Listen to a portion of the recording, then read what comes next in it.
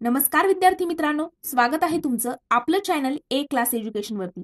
मित्रांनो, आजच्या व्हिडिओमध्ये आपण जीडीएस म्हणजेच ग्रामीण डाक सेवकामध्ये जे बीपीएम आणि एबीपीएम जे दोन पद आहेत म्हणजेच ब्रांच पोस्ट मास्टर आणि असिस्टंट ब्रांच पोस्ट मास्टर या पदाबद्दल नक्की म्हणजे ते कोणती कामे करतात, त्यांना कोणकोणती कर्तव्य पार पाडावी लागतात आणि सोबत त्यांना वेतन कशा पद्धतीने दिलं जातं त्याबद्दल आपण आजच्या व्हिडिओमध्ये मित्रांनो संपूर्ण सविस्तररित्या माहिती घेणार आहोत।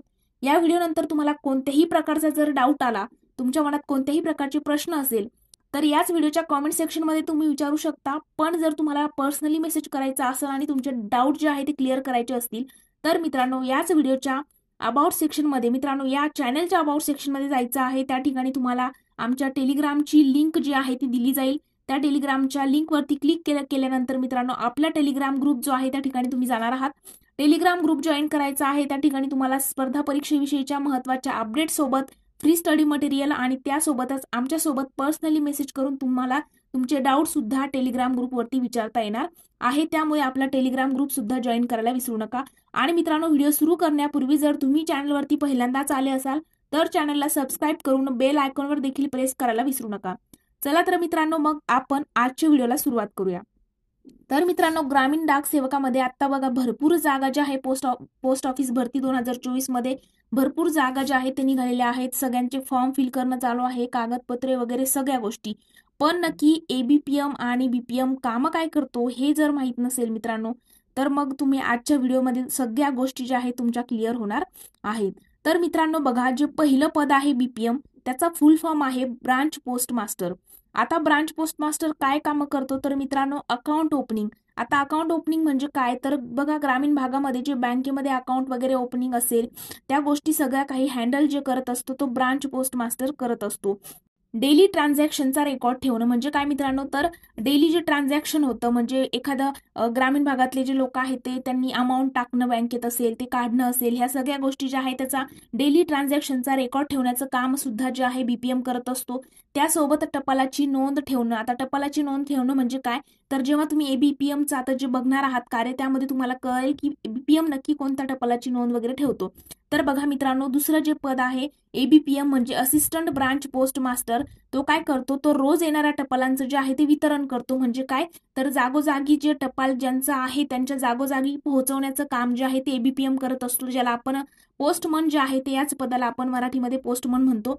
तसेच मित्रांनो, बीपीएमच्या कामामध्ये मदत सुद्धा एबीपीएम करत असतो की असिस्टंट ब्रांच पोस्ट मॅनेजर जो आहे मास्टर जो आहे तो बीपीएमला म्हणजे ब्रांच पोस्ट मास्टरला कामामध्ये त्याच्या मदत करत असतो। आणि आता तुम्हाला लक्षात येईल की बीपीएम नक्की कोणत्या टपालाची नोंद ठेवतो। बघा मित्रांनो, टपाल जे आहे ते सब डिव्हिजन मधून सब ऑफिसला येत असतात। ओके, सब डिव्हिजन मधून जेव्हा सगळे टपाल हे सब ऑफिसला येतात तेव्हा एबीपीएम जे असतो म्हणजे असिस्टंट ब्रांच पोस्ट मॅनेजर जो असतो तो ब्रांच ऑफिसमधून त्यांच्या ब्रांच ऑफिसमधून जे जाऊन त्या ठिकाणी सब ऑफिसमधून सगळे टपाल जे आहे ते घेऊन येत असतो। कोण येत असतो घेऊन? एबीपीएम। आणि बीपीएम जो आहे तो काय करतो मग त्याने घेऊन आणलेले जे जे काही एबीपीएमने आणलेले सब ऑफिसमधून आणलेले जे काही टपाल वगैरे आहेत त्याची नोंद ठेवण्याचं, त्याचा रेकॉर्ड ठेवण्याचं काम हा बीपीएम करत असतो। किती आले, काय आले, सगळ्या गोष्टी, पेड कोणते आहेत वगैरे सगळ्या गोष्टी।